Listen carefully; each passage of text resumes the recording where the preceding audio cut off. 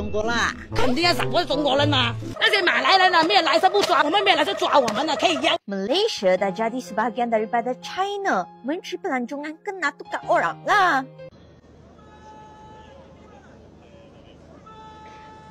Tengok sajalah dekat Thailand, tengok sajalah dekat Indonesia, tak ada pun sibuk nak pleasekan pelancong-pelancong daripada China menggunakan bahasa mereka sendiri. Tetapi kat Malaysia ni, kenapa pula kita nak buat macam... Halo guys, selamat datang di informasi.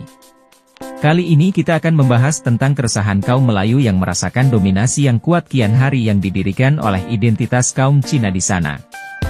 Banyak isu-isu yang bersebaran seperti terbentangnya bendera Cina di Malaysia di Teluk Indah dan Johor Bahru.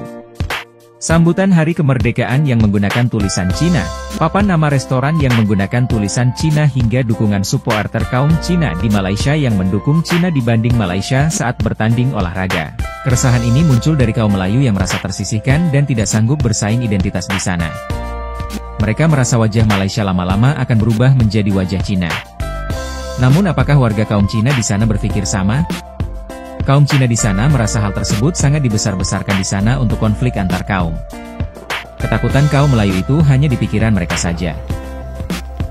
Aku tak faham, kenapa perlu pergi sekolah jenis kebahasaan Cina? Budak-budak sekolah tu, kalau dia nak jadi tentera, nak encourage pun budak-budak tu untuk jadi tentera di masa hadapan, dia kan jadi ATM lah, sebab budak-budak tu semua budak-budak Malaysia, diorang tu anak Malaysia. Kau ingat kau kaum Cina, lepas tu jaga tentera, kau boleh pergi China jadi tentera China. Kau kan jadi tentera Malaysia. Sebab kekeluargaan negara Malaysia. So apa fungsi dia? Kenapa pergi sekolah? Pergilah buat makan-makan dekat hotel ke apa benda ke. Kenapa kau nak ajar anak-anak tu untuk jadi tentera Cina? Kan? Kau nak ajar dia orang untuk berlintadah ke? Untuk jadi tentera negara lain? Ni seolah-olah kau mengajar anak-anak Cina Malaysia ni untuk berpaling tadah terhadap tanah Malaysia ni. Ini hipokrit betul lah. Kononnya menentang sekolah Cina, tapi dalam diam hantar anak belajar dekat sekolah Cina. Oh ya, kawan-kawan, bukan ahli parlimen PAS ni seorang saja tahu. Ramai lagi wakil rakyat Melayu ni yang hantar anak mereka ke sekolah Cina. Saya mohon rakan-rakan di sini supaya korek dan dedahkan senarai wakil rakyat Melayu yang hantar dan pernah hantar anak mereka ni ke sekolah vernacular, terutamanya sekolah jenis kebahasaan Cina ni. Bekas wakil rakyat pun kita kena dedahkan satu persatu. Ini saya katakan sangat hipokrit. Kenapa tak hantar anak ke sekolah kebangsaan saja? Sebab memang mereka ni sedar yang sekolah kebangsaan tak sekualiti sekolah Cina kan. Terlalu jauh beza. Tapi itulah, kalian tetap wajib hentam sekolah Cina ni sebab keuntungan politiknya luar biasa walaupun tak sudi. Senang nak pancing emosi orang Melayu, nak tarik undi orang Melayu. Demi undi, sanggup mengguris perasaan kaum Cina, menghina institusi berkualiti pendidikan dan sanggup menipu orang Melayu yang kebanyakannya tidak suka menggaji. Oh ya, kepada orang Melayu, percayalah dengan apa yang saya cakap. Andai kata satu hari nanti parti-parti Melayu dan Islam ni kembali memerintah semula, maka percayalah bahawa mereka tetap tidak akan bubarkan sekolah Cina. Tak percaya? Tengoklah dulu. Ada satu parti Melayu belaan Inggeris yang pernah memerintah negara kita 61 tahun.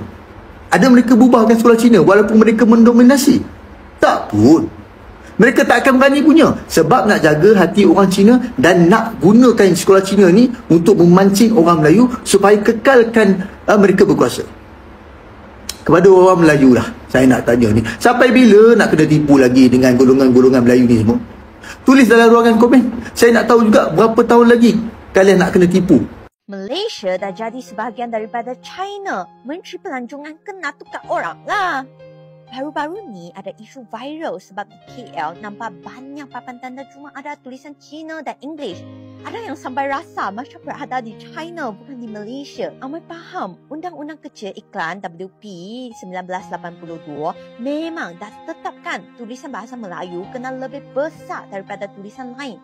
Sebenarnya di Bukit Bintang ada 5 restoran yang guna papan tanda tak ikut peraturan dan memang tak kena saman oleh DBKL. Mereka juga diberi masa 14 hari untuk turunkan papan tanda yang salah tu. Tapi Amai cuma nak tanya, papan tanda ni baru ada dalam 2 tahun ni ke? Atau sebenarnya restoran ini dah lama beroperasi? Kalau betul, kenapa dulu tak ada isu pun? Kenapa dulu kita tak pernah takut dijajah oleh komunis? Satu jawapan yang Amoy boleh fikir adalah dulu tak ada orang asyik cucuk isu sensitif macam ni. Dulu masyarakat kita tak berpecah belah macam sekarang. Semua faham je. Kalau kedai guna tulisan Cina, itu memang target pelanggan Cina dan selalunya bukan halal. Kita pun tak pernah gaduh pasal siapa punya tulisan lebih besar ke, kecil ke, apatah lagi bergaduh berbulan-bulan macam sekarang. Amoy memang selalu cakap kita semua kena hormat bahasa Melayu dan setiap rakyat Malaysia patut fasih dalam bahasa Melayu. Tapi terus teranglah, kali ni Amoy rasa sedikit kecewa lah. Memanglah orang yang lupa hormat bahasa Melayu perlu diingatkan. Tapi, adakah kita perlu jadikan isu ni sampai jadi pergaduhan kaum soal identiti kaum Cina atau senjata serangan politik antara parti? Tolonglah, kita perlukan masyarakat seperti dulu yang tak bergaduh kerana isu bahasa. Kita perlu kembali ke Malaysia yang tidak mudah dimanipulasi oleh isu perkauman. Itu doa kecil Amoy dari hati yang tulus untuk Malaysia sebab Amoy sayang Malaysia. 想借这个机会跟马来网民讲说，跟马来同胞们解释一下 China dengan China dia memang dia lain, beza. Dia ada satu hash lagi tau. Kami orang Cina ni bukan komunis. Of course. Macam saya capitalism. Ya. Rupa-rupanya begini. Ya, capitalism. Kita tak nak share kita punya aset. Impossible. 不喜欢那种 komunis. Kita tak mungkin jadi komunis tau. Jangan risau. Kita sama-sama mempertahankan tanah air kita. Kedaulatan Malaysia. Kita semua Malaysia. Ya, 不是叛徒 you know. 而且我们今天要去台湾表演。So, yeah.